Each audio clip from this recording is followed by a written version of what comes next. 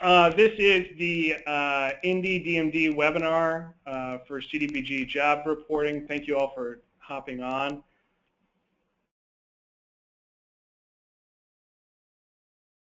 If there's any issues with the screen or audio, just let me know. So again, I'm Jeff Hasser. I'm the CDBG manager. I'm joined as well with Jenny Fultz, who is our administrator for community development. And then also we have Chase Schulte, who I decided not to add in apparently.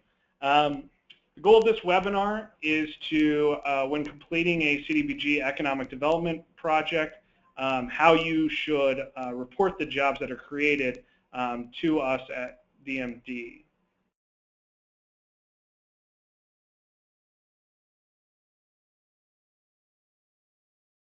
Computer's running a little slow, so I apologize for that.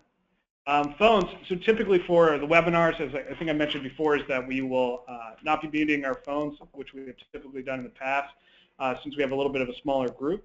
That said, questions can be said at any time, though I do ask that you not interrupt maybe mid-slide if possible. We do have some kind of natural breaks where I'll ask for questions. And of course, at the end, we'll also be open for questions too. Please keep the noise down to a minimum, though, and if you become disruptive, GoToMeeting does allow me to mute. So just a little heads up.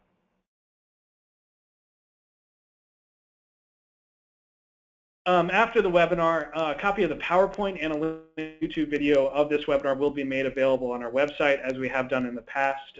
Any forms that we reference will also be made available and emailed out. And if we are unable to answer any questions, we will follow up with you regarding them after we do some research.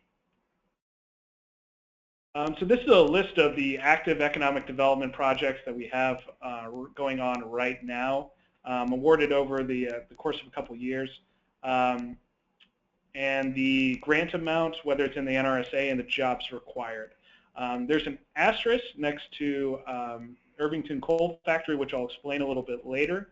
And I've already talked to Margaret about this, so I think she knows about it. But we'll discuss that a little bit later, why they have 15 jobs required for the 500,000.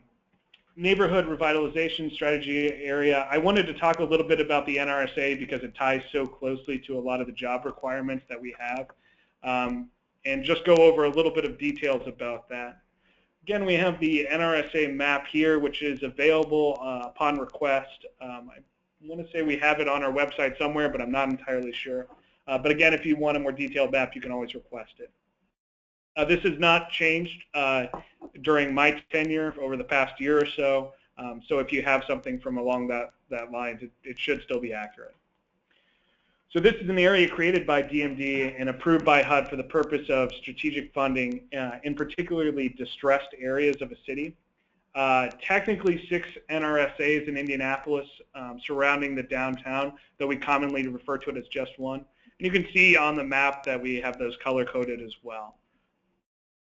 The NRSA permits certain advantages to CDBG funding to give additional flexibility in administration and distribution of the funds. Another reminder I wanted to add is we will commonly refer to full-time equivalent jobs, or FTE jobs. It means that it's a combination of hours of a job totaling 40 hours per week. So not everyone is just reporting full-time. We have a lot of things like restaurants or part-time employees that we have working. So for example, if you have 2 employees work 10 hours a week and a third employee works 20 hours a week, they would total 1 full-time equivalent, or FTE job. Again, the reason that we talk about the NRSA because it gives benefits to the job creation within the NRSA. The first one is that instead of the typical $35,000 of CDBG funds per job, the amount is actually increased to $50,000 per job. So a project awarded $350,000 outside of the NRSA would require 10 FTE jobs, while a project awarded $350,000 inside of the NRSA would require 7 FTE jobs. So that's probably the biggest advantage. Again, I mentioned that we had some that asterisk next to Irvington Coal Factory. We're getting some clarification from HUD, but there are other instances where even if you're not within the NRSA, such as the Irvington Coal Factory, you can still get that 50,000 jobs. And we believe that's possible for their designation as a brownfield site prior to development. So again, if you can talk to DMD staff, myself, Chase, Jenny, about maybe what those instances are, and then we can discuss it more and see what your requirements would be. The creation of all the jobs the second advantage is the creation of all the jobs created in each of the NRSA can be totaled instead of looking at individual project requirements. So for example, if 4 projects are awarded a total of $750,000 in the Southern NRSA, remember the NRSAs are separate, they're not considered one giant one. So just 4 projects in that Southern one, those 4 projects must create a total of 15 jobs within that NRSA. So we can have some advantage if one exceeds and creates 5 more than it needed to. We have that advantage that we have some flexibility of taking less jobs from some, potentially. For number 3, the businesses inside the NRSA are not required to meet that 51% of the jobs filled by low-mod individuals. It's assumed to be kind of a benefit to that area, any type of jobs, as opposed to just benefiting low-mod individual job applicants. And number 4, DMD can use the low-mod area benefit to provide additional flexibility as opposed to the low-mod jobs benefit. And that kind of depends on a case-by-case basis. And again, we'll work with you and your project to determine when those play a role and how those would impact the project.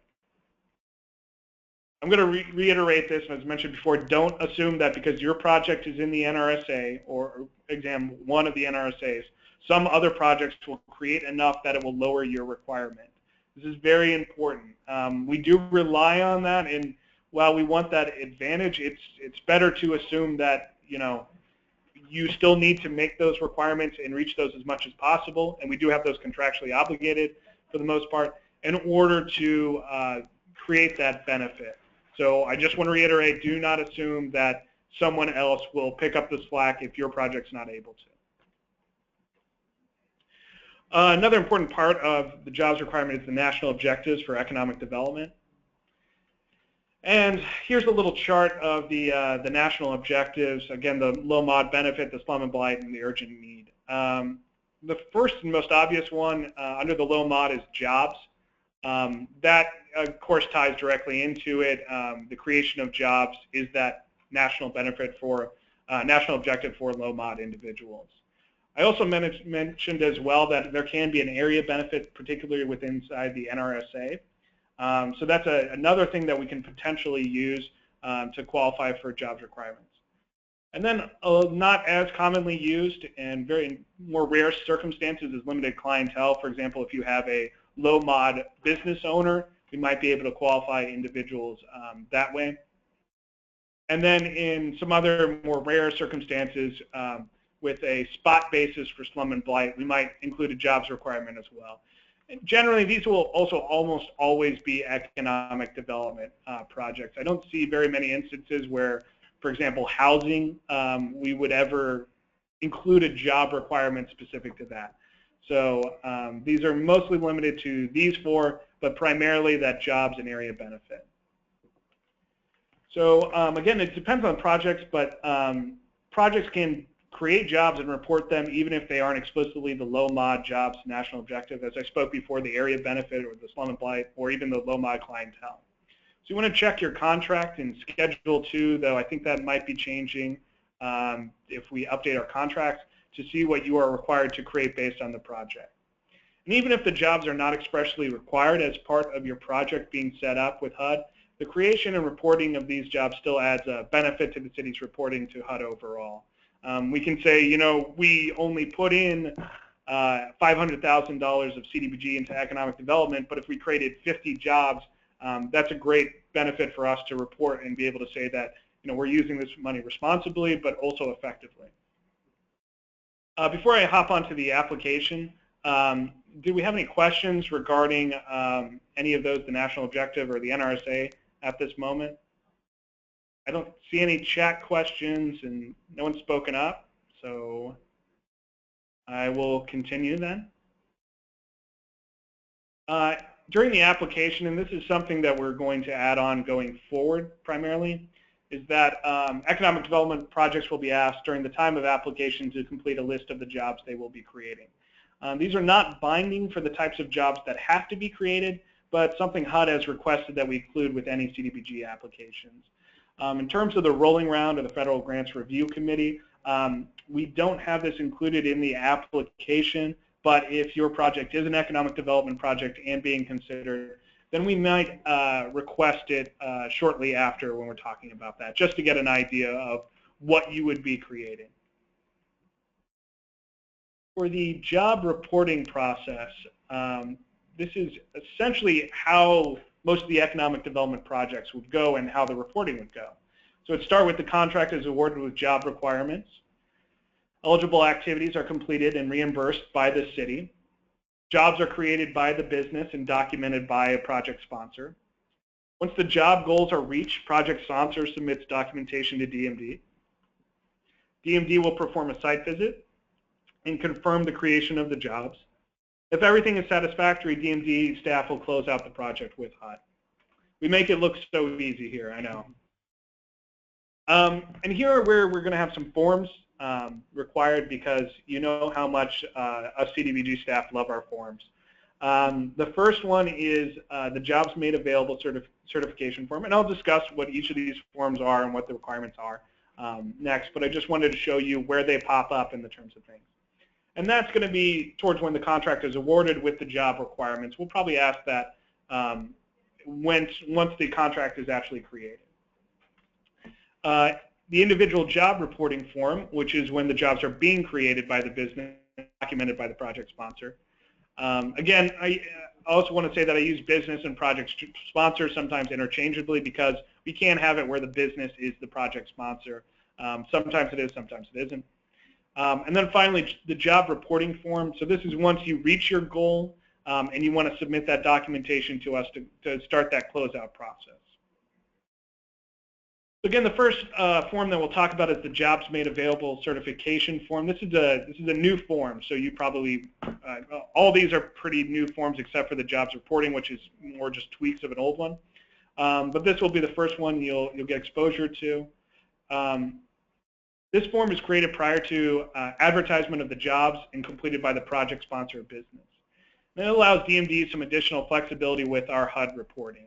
So if your project is unable to certify based on the descriptions that we list in there, you can contact DMD staff. And all projects awarded prior to 2016 will not be required to complete this form. So again, I know we have Riley on, I know we have Irvington on, I know we have King Park on, so this wouldn't apply to any of those contracts we currently have. And again, you know, I want to stress that if for some reason it doesn't fit with your project, discuss it with us and we'll work through it. This goes into what's on the form, and again, you can look at this in more detail, but we require all CDBG jobs to be made available to low-mod income persons, and this can only happen when the following are met. So neither skills that can only be acquired with substantial 1 year or more training or work experience, nor education beyond high school is a prerequisite to fill such jobs. Additional documentation should include job descriptions, advertisement strategy, and recruitment materials used. The grantee and or assisted business takes actions to ensure that low-mod income persons receive first consideration for filling such jobs. Additional job documentation should include tracking of CDBG individual job reporting forms for all applicants of CDBG created position. And certain business locations within the NRSA may be subject to some regulatory flexibility from the above 2 points. However, any flexibility will be at CDBG grant staff's discretion and alerted to prior to the award. Going into the detail of what first consideration means, this means that the business must use a hiring practice that under usual circumstances would result in over 51% of low-mod income persons interviewed for applicable jobs being hired, except in instances where the CDBG grant staff, again, determines that the project is within the NRSA and may be exempt. The business must seriously consider a sufficient number of low-mod income job applicants to give a reasonable opportunity to fill the position with such a person, and the distance from residence and availability of transportation to the job site must be reasonable before a particular low-mod income person may be considered a serious applicant for the job. Then we ask that you go into your strategy for advertisement and recruitment of low-income persons. So for example, we will supply Work One sites with job description and contact information. We'll coordinate with local community centers to advertise with posters, etc. Maybe go into a little more detail than that, but that should give you a good instance of what we'd kind of be looking for. And what internal human resources policies is the business using to ensure meeting the guidelines outlined on page 1 of this document? Again, another example, we have equal opportunity employment policies written into our human resources policies. In addition, we will make reference to following similar procedures as outlined by DMD requirements for CDBG eligible jobs. Again, probably go into more detail, but it should give you an idea of what we're looking for. And again, I'm just going to reiterate one more time that some projects, primarily those within the NRSA, may not be able to meet some of these requirements outlined in this form.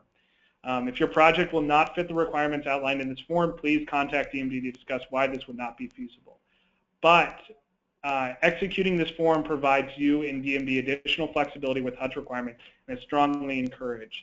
That is a big benefit to potentially doing it, and it depends on a lot of different factors, but you being able to execute this form and abide by these really does give us a lot of flexibility in how we would move forward. And so that's, again, why we strongly recommend completing it just for the benefit of you when it comes time to reporting jobs. Before I move on to the individual job reporting form, do we have any questions about the made available form?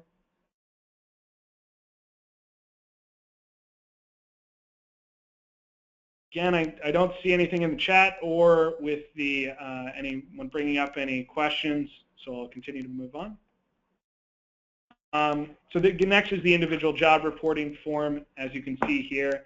If you deal any with the public service, it looks pretty similar to that as well. So outside of the NRSA, this form should be completed by all interviewed applicants.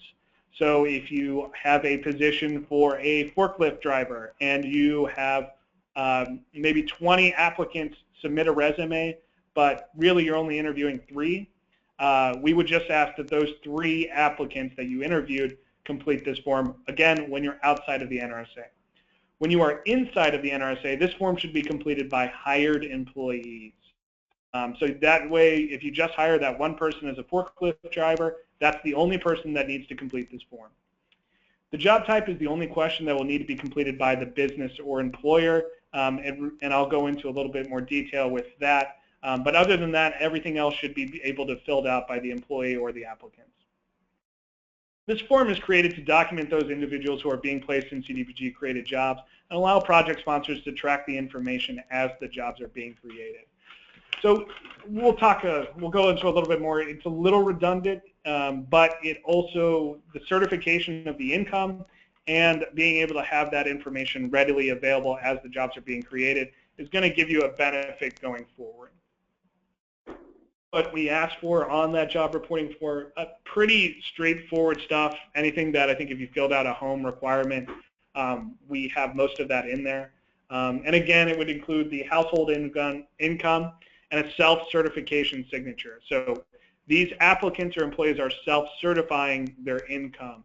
You will not need to do a HUD calculator in order to determine that like we have with some other projects.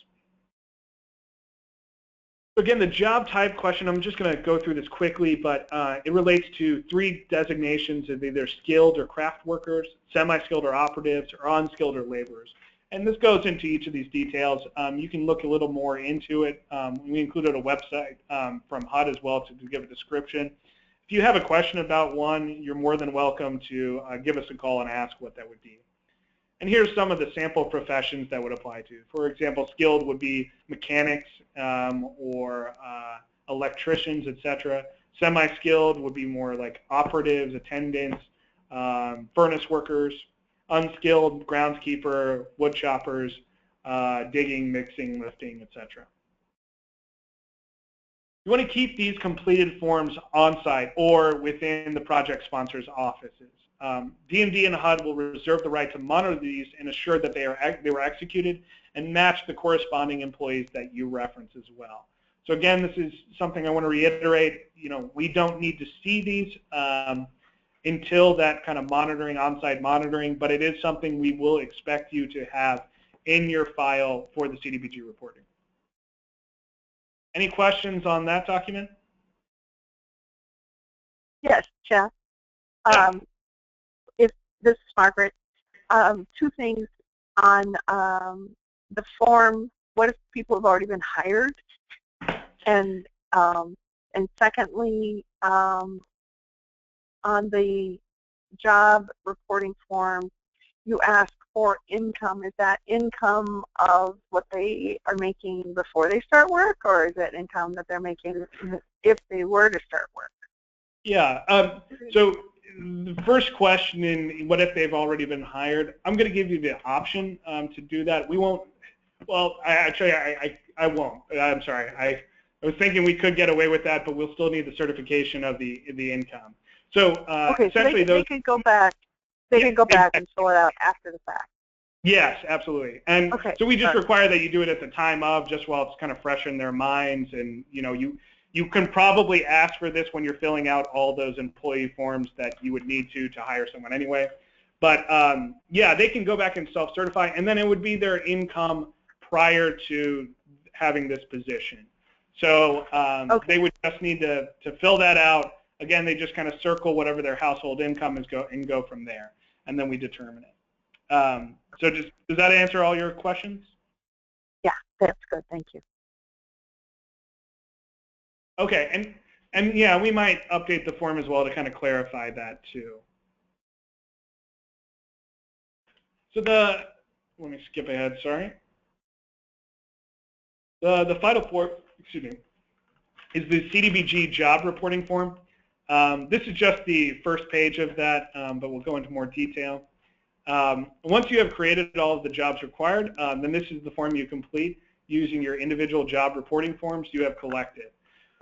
Again, all the information that you created on those individual forms should just directly convert, and you should not have to contact the employees for additional information. That's part of the reason we created, not just for the certification of the income, but also just to easily translate that into this overall document. And it makes it easier for us monitoring, and it should make it easier for you to track these jobs. You just submit the Excel sheet and a PDF of the signed off project overview page via email to CDBG staff. That's how we'll know you've reached your job creation numbers. After that's done, we will try our best to come out very quickly in order to close out the project, so that, if you have turnover or if you lose one member of those on your staff, that's not going to hurt you going forward.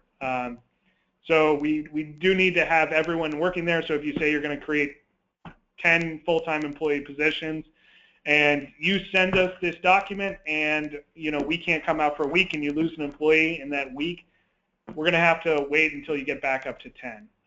So that's why we want to try to do it quickly, and we'll try to work with you as quick as possible in order to show that too. The information needed will be, for that first page, is be business information, the project sponsor information. Again, it's different from the business. Census tract and block group number, PO number, grant amount, if it's in the NRSA or not, jobs contracted to create, if jobs were made available via that certification form, the first form we talked about. Quick project narrative, just to give us context. Sometimes we don't look at these for a long, long time, and it's hard for us to remember what actually was being done. And then again, the certification signature as well.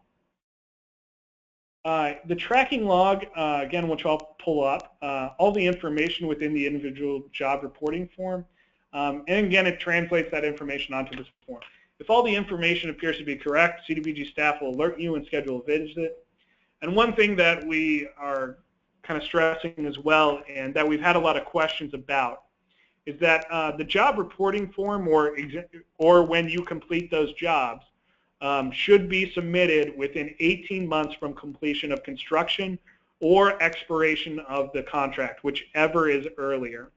So for example, if you had a contract that expired in December 31st of 2015, then come June of 2017, we will expect those jobs to be completed, and we'll expect a job reporting form. That said, and then failure to create these jobs required within the 18 months can trigger repayment of the CDBG award. And I know that might freak a lot of you out, but we can also be flexible on that. We think that's a reasonable amount of time to create those jobs, and I think we would have heavy skepticism if the jobs weren't created within 18 months. But that said, there are always things that happen. There are always issues that pop up that we can't account for, and that we can understand might require an extended period. But 18 months is what you should aim for, and 18 months is when we are going to probably set up a meeting or a time to come out and schedule a talk with you to understand why that. And your best advantage for if you think it will be beyond that 18 months is to talk with us and keep us updated. So if you think, really, we're closing on 12 months and we're only a quarter of the jobs there, if you contact us and talk to us and say, we've hit some snags with this, but we're still aggressively marketing and advertising and increasing, putting in additional capital. We think we can still get there. We might need a little bit more time. That's going to be your best advantage to being able to extend beyond those 18 months. Do we have any questions about the job reporting form? Yeah, this is Evan. Do you hear me? Yeah, Evan. Okay. So that's you want to start using that form with all of our 2016 contracts, correct? Yeah. So this again would be for any jobs that are being recorded going forward. So you'll use this type of form, and again, we'll send it out. It's a little more than I think we've seen with inside the NRSA, but we think it's still covers a lot of information. And again, if you complete those certification forms, it should translate pretty easily. Does that answer your question, Evan? Yeah. I actually have some other stuff, but not about the form, but I can wait until later. Okay. Yeah. Well, we'll finish this up, but we'll allow for those questions at the end. Last is the site visit, and again, this is where both DMD and HUD will reserve the right to a site visit after the creation of the jobs. And items that will be requested during the site visit, or might be requested, is proof of the completed construction work, inspection of equipment purchased, etc.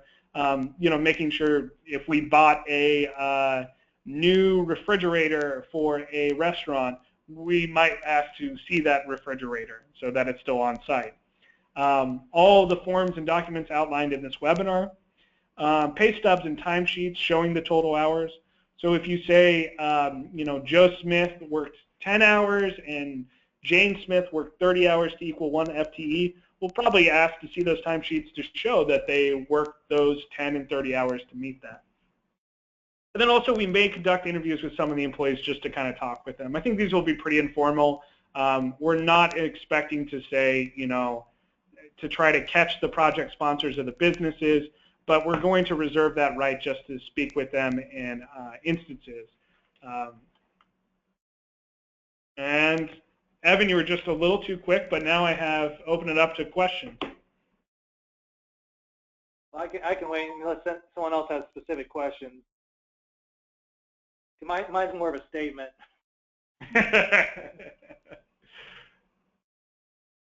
Yeah, go ahead. I don't think anyone else is jumping in yet. You might want to send out guidance on job hiring. I don't know if you've looked that up, but since some of us may have larger buildings that might have other larger corporations moving to the area, that it's great when they create jobs, but we need to make sure we're not stealing jobs from other areas, because HUD considers that job pirating. And so if that other jurisdiction, like another small town, loses a certain percentage of jobs based on a relocation of a business, that actually is in violation as well. So we need to watch that. Yeah, that's something we can include.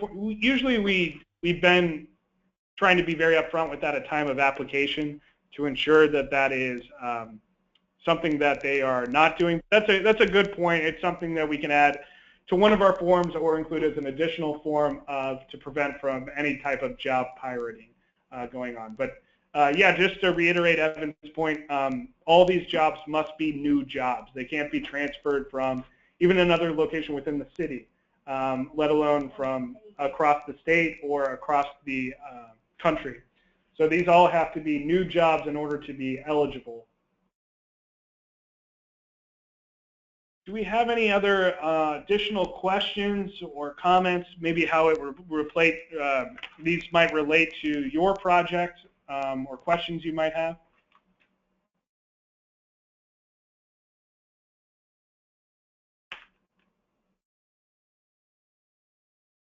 Okay, again, seeing none. I think that's it. Again, just as a reminder, we'll post this to the website. So there'll be a YouTube link where you can see this video as well as some of our other videos with YouTube sensation Chase Schulte and Amber Hayes, etc. And then we'll also post a copy of this PowerPoint too for reference. If you have additional questions or comments or things that are specific to your project, feel free to reach out and contact me. Thank you.